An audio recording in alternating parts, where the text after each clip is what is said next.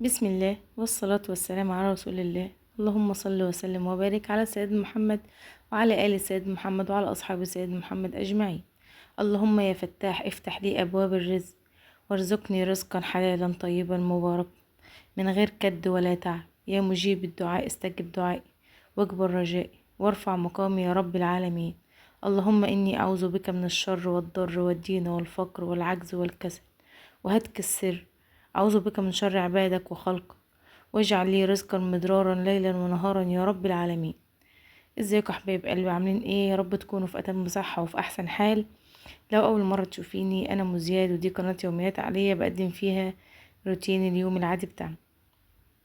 النهاردة جايبه لكم اليوم من اوله، من طلعة النهار من الساعة 6 الصبحية. الروتين بقى من الاول خالص عشان اللي لسه جديد في القناة ومش عارف الروتيناتي عاملة ازاي. الروتين بتاعنا يا ولاد، احنا عندنا مواشي زي ما انتم شايفين ما شاء الله. فطبعا نص اليوم الاول بيبتدي هنا. طبعا المواشي في مكان واحنا البيت في مكان تاني. فبقوم من الصبحية من الساعة 6 اجي على المكان اللي فيه المواشي اعزكم الله، عشان آه، نشوف طلباتهم. طبعا بننضف تحتيهم زي ما انتم شفتوا اعزكم الله، وبنحلبهم وبصفي اللبن تحسبا، يعني عشان ما يكونش فيه حاجة. انا طبعا بغسل إيه بغسل يعني لما اغسل البقر وكده قبل ما احلب.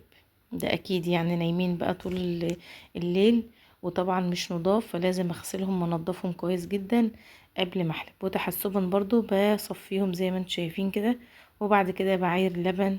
الشفشق ده كيلو يا جماعة، فبعايره كيلوات عشان ابيعه. انتوا عارفين طبعا، او لو حد لسه جاي معانا جديد، ده رزقنا وده شغلنا، احنا فلاحين زي ما انتم شايفين. وهو ده العائد الوحيد او الرزق الوحيد اللي عندنا. جوزي طبعا، ده ابو زياد، ده جوزي كان مسافر، ولما قعد من السفر طبعا فهو قال انا هجيب مواشي وهربيهم ونبقى هي دي شغلتنا. فزي ما انتم شايفين كده، ده بيبقى الصبحية او الروتين من اول الصباح، من اول الساعة 6 الصبح زي ما انا قلت لكم. فانا حبيت ان انا اجيبه لكم تاني وتالت وعاشر، يعني هي دي حياتنا يا ولاد. فعشان اللي لسه برضو جاي جديد يشوف اليوم بتاعنا بيبقى عامل ازاي وماشي ازاي من اوله، من الصبحية للمغربية يا فلاحين. يا عين علينا. الحمد لله الحمد لله، ربنا يا رب يديمها نعمة ويحفظها من الزوال، وكل واحد بيتعب في شغله، وده شغلنا وده اكل عيشنا. فطبعا لازم نتعب عشان نلاقي.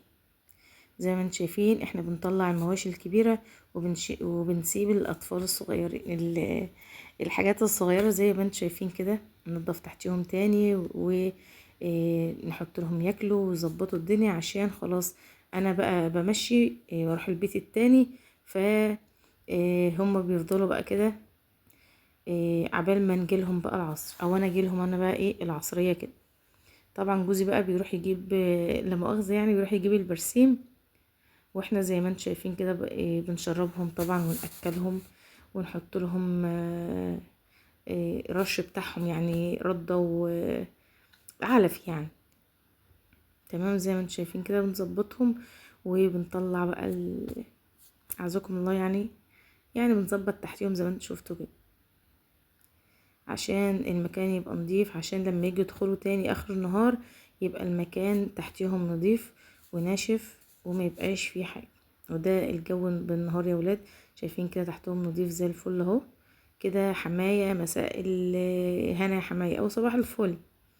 طبعا خلصت وروحنا، رحت السوق وفطرنا، بس كل ده ما صورتوش. وعملت الغدا زي ما انتم شايفين كده يا ولاد. بصوا، لو صورت لكم الروتين بتاعي من اول ما بصحى فعلا الساعة 6 الصبح لحد ما بنام، بجد بجد والله العظيم انا مش حاسة ان انا بقعد ساعة كاملة كده.